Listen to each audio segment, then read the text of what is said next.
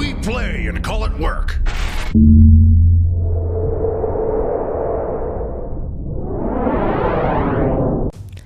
Hey folks, Janene from MiniWarGaming here with another how-to video for you.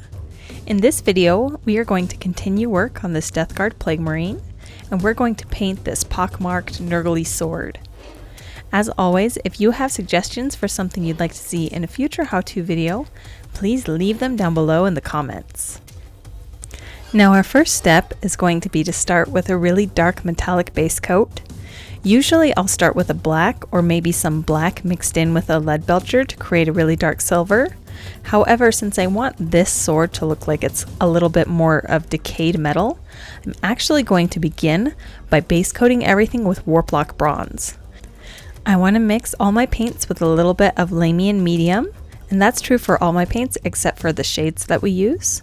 This is a really dark brown metallic, and it's going to make it seem like the sword has a really aged look to it, and it's not necessarily a really shiny silver metal. It's got kind of this undertone of dirty brown rot to it. And I'm just going to apply this as an all over layer on the metal of the sword. I want to make sure that I get a nice thin coat over all of the area. I don't want it to go on too thick so that the details get lost and I see brush strokes anywhere.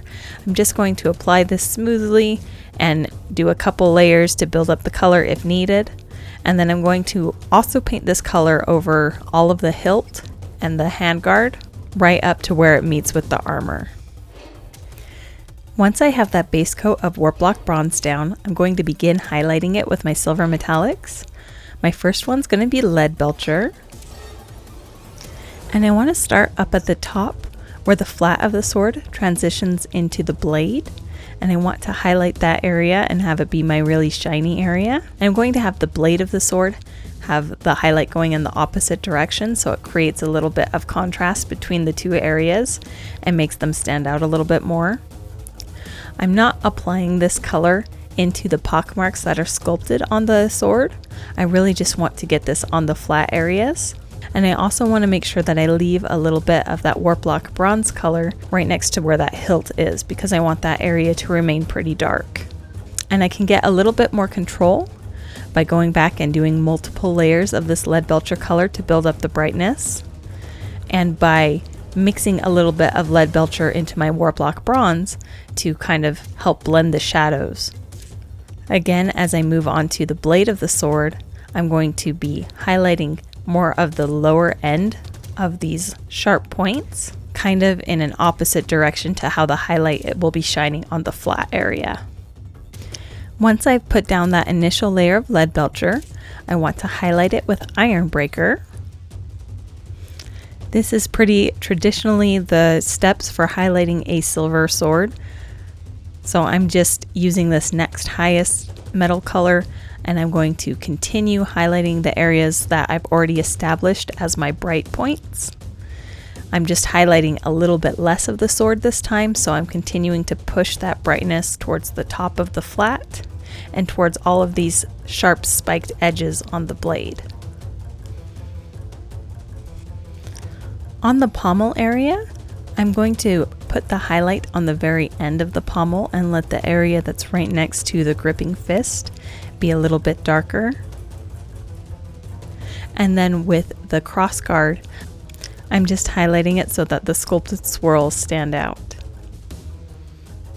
After we finished with the Iron Breaker, our next highlight is going to be with Runefang Steel.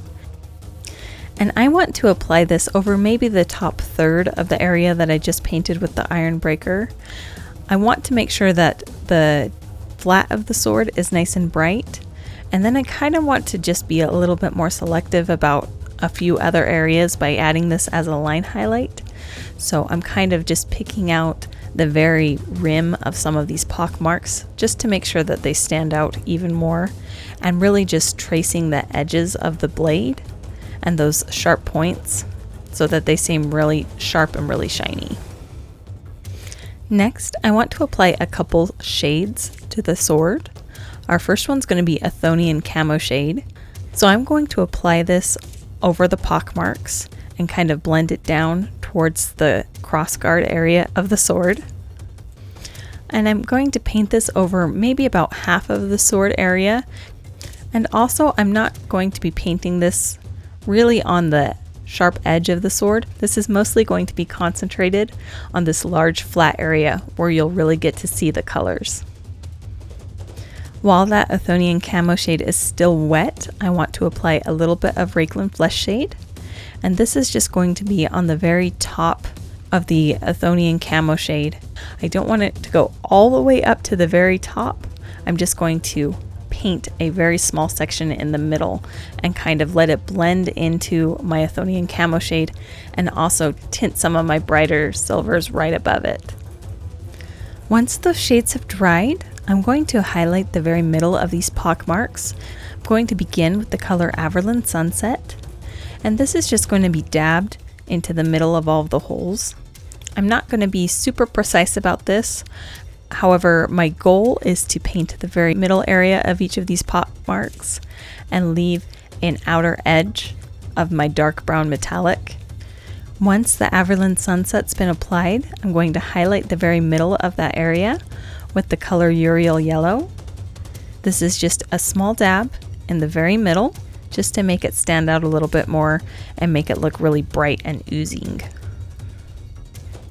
And lastly, I want to apply a little bit of Nurgle's Rot. This is a technical paint.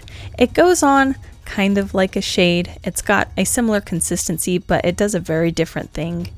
It's a little bit thicker and it's shiny as it dries, so it looks like it's oozing gross boogers or something like that.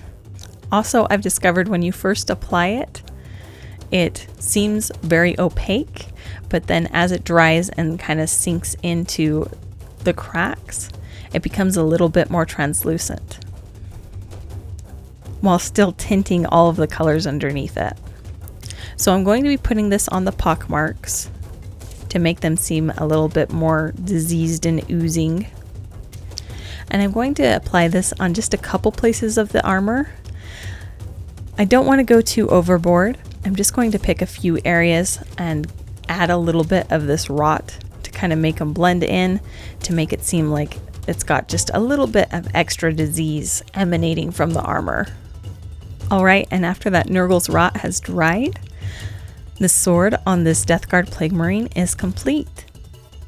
Thank you so much for watching. If you'd like to see more how-to videos, I have another one where I'm going to paint the plasma gun in the MiniWarGaming Vault, in the link down below in the description. If you don't already have a Vault membership, you can go ahead and click the link, sign up for a 7-day free trial, and get access to my video, as well as hundreds of other videos in the MiniWarGaming Vault. So go ahead, click the link, start your free trial, and happy wargaming!